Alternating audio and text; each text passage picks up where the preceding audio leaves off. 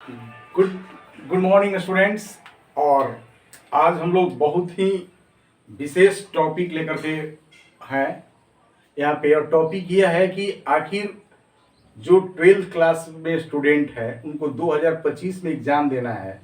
और 2025 में एग्ज़ाम देना है तो वो सिलेबस तो जानते हैं कि क्या पढ़ना है। और सब लोग तो यही बताते हैं कि प्रोनाउन पढ़ना है, आर्टिकल पढ़ना है, टेंस पढ़ना है, वॉइस पढ़ना है, वन वर्ड सब्स्टिट्यूशन पढ़ना है, कंबाइन द सेंटेंस पढ़ना। अरे ये तो जानना तो आप है, लेकिन आप कितना क्वेश्चन अटेम्प्ट कर देते हो। आप 11 से पढ़ रहे हो, 9th क्लास से पढ़ रहे हो, 10th क्लास से पढ़ रहे हो, और कितना क्वेश्चन अटेम्प्ट करते हो टेंस का, ये कभी सोचे हो? अगर आप ये नहीं सोचे हो तो अब आपकी क्लास कल से शुरू होगी। आज तो आपको बता रहे हैं, कल से आपको डेली वीडियो मिलेगी, 7 से 8 के बीच में आपको मिल जाएगी। और आपको एक नमूना होगा, यानी कि आप टेंस पढ़ते हैं तो टेंस में क्वेश्चन कैसे अटेम्प्ट करते हैं। अगर वॉइस पढ़ते हैं तो वॉइस में क्वेश्चन आप अटेम्प्ट कर लेते हो कि नहीं। अगर नरेशन पढ़ते हो तो नरेशन में क्वेश्चन अटेम्प्ट कर ले। क्योंकि आप देखो, अगर आप 12th क्लास में हो और आपको एग्जाम देना है 2025 में, 2025 में अगर आपको एग्जाम देना है और 2025 में एग्जाम देना तो टोटल क्वेश्चन ग्रामर से 60 आता है और आपको आंसर देना है सिर्फ 50 का, यानी कि 100 क्वेश्चन ऑब्जेक्टिव में से 50। और मैं कह रहा हूं कि केवल ग्रामर से आप 50 क्वेश्चन कर सकते हो। और इसका नमूना मैं आपके पास, जैसे मैं कल से स्टार्ट करूंगा, लेकिन आपको बता रहे हैं जैसे आपको खूब अच्छी तरह से टेंस आती है और टेंस खूब बढ़िया से आप जानते हो। और आपको पास में एक सेंटेंस दे रहा हूं, देखो ये क्वेश्चन आया और इस क्वेश्चन को देखो टेंस से रिलेटेड कैसे मैं पढ़ाऊंगा, इसको पहले देख लो कि कैसे मैं पढ़ाऊंगा, कैसे कंसेप्ट क्लियर हो। जैसे मान लीजिए कि आपका सेंटेंस है कि सी, और यहां पे आपका सी के बाद ब्लैंक है और है नथिंग, सी नथिंग।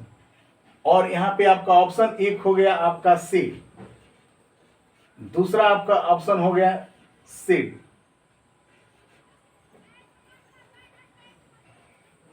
टेल, और सी आपका ऑप्शन हो गया स्पीक, और डी आपका ऑप्शन हो गया आपका विल सेड। अब थोड़ा सा सोचिए कि इसमें क्या आंसर होगा। अगर आप वीडियो देख रहे हैं 12th में, 11th में, 9th में या किसी भी क्लास में है, अगर आप इसको देख रहे हैं तो आप आंसर दीजिए और इसके बाद देखिए कि आपकी सोच में हमारी सोच में कहां अंतर है। और आप टेंस अगर जानते हैं तो टेंस में कहां दिक्कत है यही जानना है, और यही क्वेश्चन आपका आता है एग्जाम में। इसी को तो मैं बताने की कोशिश कर रहा हूं कि कंसेप्ट आप जानिए और कंसेप्ट किस तरह से दूसरे तरीका से जानिए। इसका आंसर क्या होगा? अगर आप देख रहे हैं, अगर आपको समझ में आ रहा है कि से होगा कि टेल होगा कि स्पीक होगा, विल सेड होगा, क्या होगा आंसर? अगर आप समझ रहे हैं तो समझिए कि आपका टेंस ठीक है। अगर नहीं दिक्कत है, देखिए इसका आंसर क्या होगा। इसका आंसर क्या होगा? सी है, यहाँ पे है सी, यहाँ पे नथिंग, यानी कि यहाँ पे कोई हेल्पिंग वर्ब नहीं है। तो टेंस टोटल कितना होता है? 12 टेंस होता है। टोटल टेंस कितना होता है? 12। और 12 टेंस में आप जानते हैं कि दो ही ऐसा टेंस है, एक है प्रेजेंट इंडेफिनिट, एक है प्रेजेंट इंडेफिनिट, और इस प्रेजेंट इंडेफिनिट, और एक है पास्ट इंडेफिनिट, पास्ट इंडेफिनिट। यही दो एक ऐसा टेंस है कि इसके साथ सब्जेक्ट होता है और सब्जेक्ट के साथ V1 चाहे V5, और इसके साथ सब्जेक्ट होता है और सब्जेक्ट के साथ वर्ब का सेकंड फॉर्म। यही दो है। इसके बाद अगर कोई टेंस होता है तो उस टेंस के बाद क्या होता है कि सब्जेक्ट के बाद यहाँ पे हेल्पिंग वर्ब होता है। यहाँ पे देखो हेल्पिंग वर्ब नहीं लगा, तो बस दो ही टेंस हैं और इससे 4 क्वेश्चन आते हैं। देखो पूरा आप टेंस पढ़े, एक टेंस पढ़ने में आपको 1 महीना लगता है, 2 महीना पढ़े होंगे। आप 11th क्लास से पढ़ रहे हैं, 8th क्लास से पढ़ रहे हैं, 7th क्लास से पढ़ रहे हो, लेकिन आपने इतना सिंपल क्वेश्चन का आंसर नहीं दे पा रहे हो। कारण कि आप उस कंसेप्ट को नहीं जानते हो कि दो ही हैं, प्रेजेंट इंडेफिनिट और पास्ट इंडेफिनिट। और इसी टेंस के साथ सब्जेक्ट के साथ V1 और V5 का यूज होता है, सब्जेक्ट के साथ पास्ट इंडेफिनिट V2 होता है। तो आपको पहले आप माइंड में सेट कर लीजिए, ठीक है, आखिर इसमें V1, V5 और V2 का है, तो ये V1 है, ये भी V1 है, ये भी V1 है। और ये जो है देखो विल के बाद सेट, तो इतना तो आपको माइंड में सेट होना चाहिए कि विल के बाद सेट कभी होता ही नहीं, तो ये गलत है, ये कभी हो ही नहीं सकता है। ये V1 है, ये V1 है, ये V1 है, ठीक है। अब देखो प्रेजेंट इंडेफिनिट, आप जानते हो कि प्रेजेंट इंडेफिनिट सिंगुलर सब्जेक्ट के साथ V5 लगता है। सिंगुलर सब्जेक्ट, अगर सब्जेक्ट आपका सिंगुलर है तो सिंगुलर के साथ V5 लगता है और प्लूरल के साथ V4। तो ये सब्जेक्ट सी है तो क्या है, सिमिलर है। तो सब्जेक्ट आपका जब सिमिलर है तो यहाँ पे V5 होगा, इसमें से कोई V5 नहीं है, यानी कि ये भी गलत है, ये भी गलत है, ये भी गलत है, चारों का चारों ऑप्शन गलत है। तो अगर आप इसको देख रहे हैं, पकड़ लिया होंगे कि चारों ऑप्शन गलत है, तो आप समझो कि आपका टेंस कंप्लीट है। इसका सही आंसर होगा या तो यहाँ पे सेज हो सकता है और नहीं तो सेड हो सकता है, या तो V5 हो सकता है नहीं तो V2 हो सकता है। तो इस तरह से, तो ये इस तरह से मैं पढ़ाऊंगा आपको। और पूरा ग्रामर आपको, जैसे वॉइस पढ़ाऊं तो वॉइस में कितना होता है, क्या होता है, कैसे क्वेश्चन आता है, active to passive, passive to active, ये और ये कल से आपको वीडियो मिलेगी, ठीक है।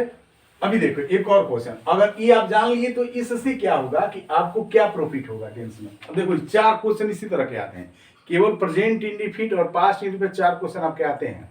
तो आप टेंस पढ़े कितना, तो 3 महीना टेंस कितना पढ़े, तो 11th में, 9th में, 8th में, 7th में, 4th में, 5th में, अभी भी पढ़ रहे हो। और क्वेश्चन कितना आएगा, तो 10 में 4 question present indefinite past indefinite से। इसी ट्रैक को आप नहीं जानते हो, you don't know this track, that's why you are doing hard labour but getting nothing.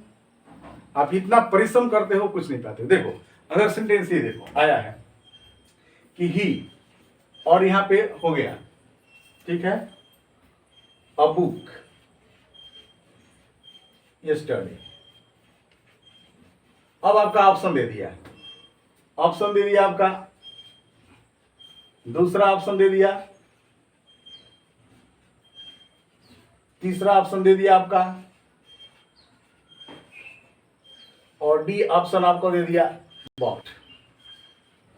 तो अब तो आप जान गए हैं ना कि यहाँ पे सब्जेक्ट है, इसके बाद कोई हेल्पिंग वर्ब नहीं, तो ये तो प्रेजेंट इंडिफिनिट हो सकता है, तो पास्ट इंडिफिनिट। ये हेल्पिंग वर्ब का V1 है, ये आपका V4 है, ये आपका V1 है, और हैज के साथ ही तो ऑप्शन ही गलत है। एक ऑप्शन ऐसे ही गलत देता है तो ऑप्शन ही गलत है, तुरंत गलत हो गया, ये ऑप्शन ही गलत है। और ये आपका V2 है। तो आप जानते हैं कि सिंगुलर है तो यहाँ पे V5 लगेगा, नहीं तो V1 लगेगा। इसमें V1 नहीं है, V4 होगा ही नहीं, V2 है, सॉरी V2 है, तो यहाँ पे V2 हो जाएगा, यानी कि आंसर बॉट होगा। तो मैं ये कर रहा हूं कि आपको इस तरह से मैं पढ़ाऊंगा। आगे देखिए, आपकी कुछ ग्रामर आप माइंड में सेट कर लिए, कुछ जैसे आपका अगर इस तरह का कंसेप्ट क्लियर हो जाए टेंस से रिलेटेड, जिसका आंसर आप दे सके 1 by 1 नहीं, एकदम एक्चुअल पॉइंट पे मैं बात कर रहा हूं, वॉइस की बात है। अब वॉइस में आपको वो नहीं कि वॉइस हमने स्टार्ट कर दिया, वॉइस किसे कहते हैं, तो active voice, passive voice, active किसे कहते हैं, पैसिव। अरे डायरेक्ट क्वेश्चन पे आओ कि change, how to change active into passive and how to change passive into active. अब समझो 5 ही ऐसा चेंज होता सब्जेक्ट होता है जिसमें एक्टिव से पैसिव में चेंज होता है। जैसे आई है तो आई का मी होता है, बस यही चेंज होता है। वी का अस होता है, दे का देम होता है, ही का हिम होता है, और सी का हर होता है। यही 5 चेंज होता है, बस यही जिसको क्लियर हो गया कि ये सब्जेक्ट है, ये ऑब्जेक्ट है, यही 5 ही जिसको याद हो गया, पैसिव वॉइस बन जाएगी। पैसिव वॉइस में जो भी खेल होती है बस यही होती है। इसी के लिए पैसिव वॉइस पढ़ने में लगता है कम से कम 2 महीना। हम लोग 2 मंथ्स जाया कर देते हैं और क्वेश्चन करते हैं एक भी नहीं। तो ये इस तरह की अगर आपको पढ़ना होगा, और खास करके इंग्लिश के लिए, if you have been preparing for that NDA, if have been preparing for the IIT, if have been preparing for the NEET, अगर आप एग्जाम की तैयारी कर रहे होंगे और इंग्लिश हिंदी पर समय नहीं दे रहे होंगे तो आपके लिए वरदान साबित होगा, आपके लिए बहुत ही वरदान साबित होने वाला है। और ये लगातार आपको 40 से 50 वीडियो मिलेंगी, 40 वीडियो में आपका 40 नंबर हो जाएगा। किताब पढ़ने की कोई जरूरत नहीं होगी, विदाउट रीडिंग बुक आप 60 क्वेश्चन ग्रामर से आता है, उसमें 50 में 50 आंसर दे सकते हो, ठीक है। तो आप इस तरह से, और मैं सबसे पहले कल से स्टार्ट करूंगा वॉइस से। आपको वॉइस में एक्टिव से पैसिव कैसे बनाते हैं नहीं, आपका जो एग्जाम में आता है एक्टिव से पैसिव और पैसिव से एक्टिव, वो चीज आप समझ लेंगे। जैसे देखिए एक ये है हु वाला हमेशा सेंटेंस होता है, हु स्पीक्स हिंदी। अब ये क्वेश्चन है, तो आप बहुत सारे लोग जानते होंगे कि हु का होता है पैसिव बाय हुम, एक ऑप्शन हो गया कि बाय हुम। इसके बाद इज हो गया हिंदी स्पीक, और एक आपका हो गया who is Hindi spoken by. अब दोनों में कौन आंसर सही है? इसी तरह से 4 ऑप्शन दिया हो, सपोज दैट। तो आप क्या करोगे कि आपको बताया जाता है कि हु का बाई हुम होता है, बिना सोचे समझे क्या करते हो कि इसी का आंसर सही मार देते हो। लेकिन कभी ये नहीं देखो कि स्पीक है, पैसिव वॉइस मतलब थर्ड फॉर्म, तो ये तो ठीक है दिखाई दे, यहाँ पे थर्ड फॉर्म दिखाई दे रहा है कि नहीं दिखाई दे रहा है, तो ये कभी नहीं हो सकता है। तो ये हु के साथ हु भी हो सकता है, और यहाँ पे बाई तो लगा हुआ है, तो ये सही है। देखो यहाँ पे थर्ड फॉर्म है। तो इस तरह से ये भी सेंटेंस आपके इंटर में आता है, कई बार क्वेश्चन आ चुके हैं। तो इस तरह की अगर आपको पढ़ाई पढ़नी है, ठीक है, तो मुझे लाइक करें और इसे अपने दोस्तों को शेयर करें। और कल से आपको डेली 7 बजे, और इतना ही नहीं, हम जब पढ़ा लेंगे कोई भी टॉपिक, ग्रामर का कोई भी टॉपिक हम पढ़ाएंगे, तो उसके बाद 4 क्वेश्चन एटलीस्ट हम देंगे, और उस क्वेश्चन का आंसर आपको कमेंट में देना होगा। कोई भी क्वेश्चन देंगे तो उसका आंसर आपको देना होगा।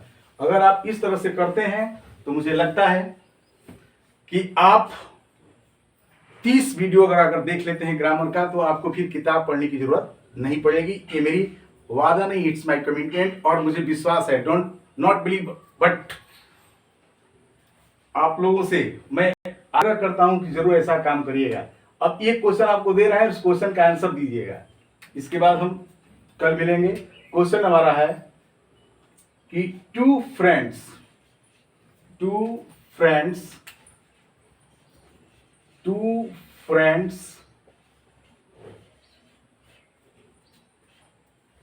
thirsty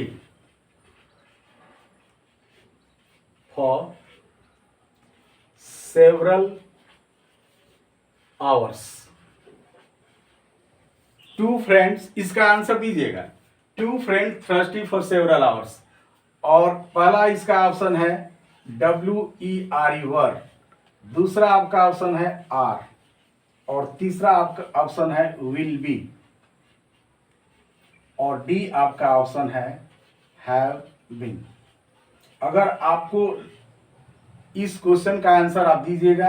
अगर आप क्वेश्चन दे रहे हैं तो हम समझेंगे कि आप मेरी वीडियो को गहराई से समझ रहे हैं। अगर आंसर देंगे तो इस आंसर के साथ मैं कल आऊंगा, फिर आपके पास 7 बजे मेरी वीडियो रिलीज हो जाएगी, और कल वॉइस चैप्टर में स्टार्ट करूंगा, आपके लिए वॉइस स्टार्ट करूंगा। और एकदम पॉइंट पे जो क्वेश्चन आपके 10 साल के पेपर आए हैं, एक क्वेश्चन आपको एक थोड़ा सा टॉपिक पर डिस्कस करूंगा, और टॉपिक पर डिस्कस जस्ट करने के बाद मैंने 4 क्वेश्चन दिए, और चारों क्वेश्चन जो एग्जाम में आए होंगे उससे रिलेटेड होंगे।